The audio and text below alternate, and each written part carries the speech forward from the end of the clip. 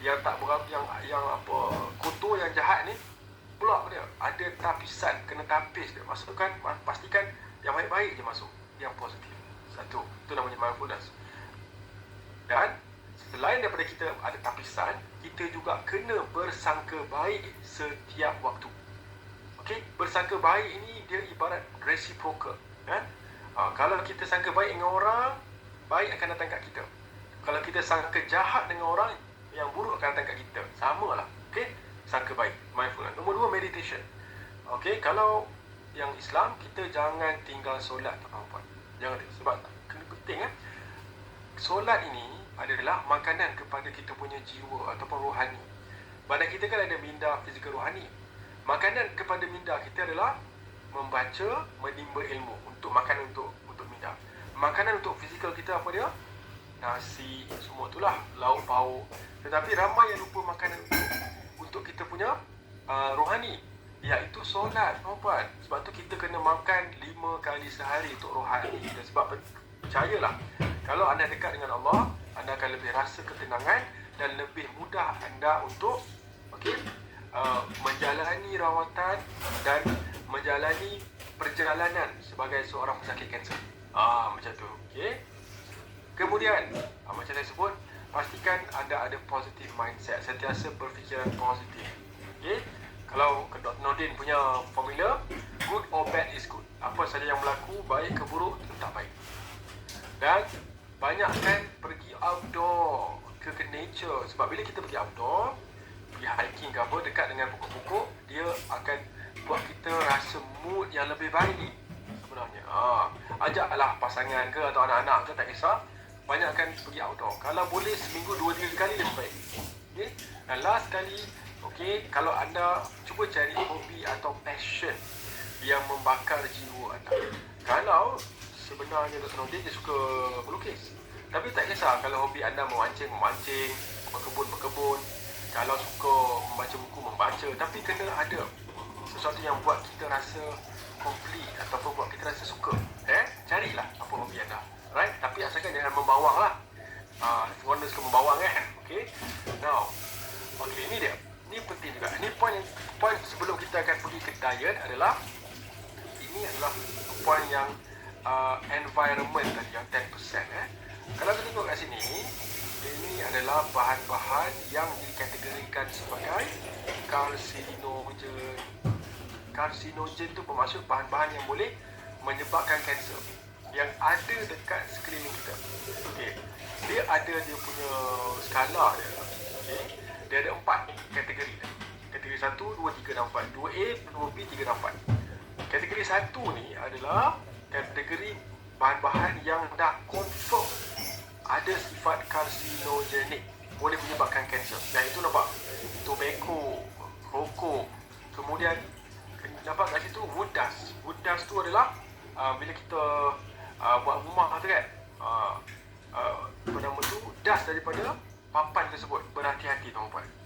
Sunlight. Sunlight ni kalau di atas pada pukul 1 petang, hati-hati juga, kanser kulit.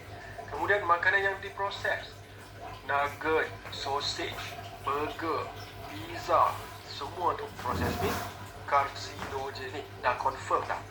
Dan minum-minum beralkohol. Ada lagi yang lain yang kita akan sebut nanti. Kemudian ada kategori 2A. Ini probably, bermaksud tak confirm tetapi kemungkinan besar tu ada. Contoh glyphosate. Glyphosate ni yang racun pesticide yang disembur dekat disembur dekat buah-buahan dengan sayur-sayuran, pun boleh menyebabkan kanser. Kemudian red meat, sama juga. Daging merah pun dikatakan ada risiko karsinogenik. Kalau anda suka memasak dengan high temperature, biasanya deep fry ni, masak dengan minyak yang banyak pun boleh menyebabkan karsinogenik. Kalau anda tak cukup tidur, ini tak cukup tidur pun sama. Kalau siapa yang sentiasa tak cukup tidur, risiko kanser ada. Nampak, so dia ada banyak. 2A, 2B, possibly. Possibly maksudnya lebih rendah lah. Dia punya kemungkinan, macam tu.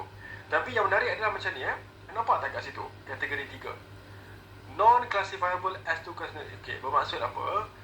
Caffeine, teh semua ni tak ada masalah sangat sebenarnya. Dia yang kategori 1 sampai 2B. Kena berhati-hati. Antara lain ni dia. Ada satu bahan nama dia acrylamide. Acrylamide ni adalah segala makanan yang kita goreng ataupun kita bakar dia sehingga menyebabkan rentung tu. Warna hitam tu kan. Itu adalah acrylamide. Dia adalah karsinogen. Jadi sebab tu saya sarankan kalau anda goreng pula. Yalah, bakar roti ke apa, jangan sampai ada benda hitam ni tuan-tuan. Sebab dia acrylamide boleh menyebabkan kanser. Okey, berhati-hati. Okey, kalau nak buat masakan daripada bakar sihat. Tapi buang yang keladak hitam ni, acrylamide ni. Nombor 2, BPA. Bisphenol A ni adalah botol-botol minuman biasanya dan bekas-bekas makanan. Pastikan kalau anda nak bungkus semua ni, okey, gunakanlah BPA free. Tengok label kat belakang. Okey, kemudian ni menarik juga. Nampak tak pan tu? Ini adalah cooking pan. Periuk memasak, kuali memasak yang menggunakan Teflon anti-stick. Ini pun berbahaya tuan-puan. Nampak tak?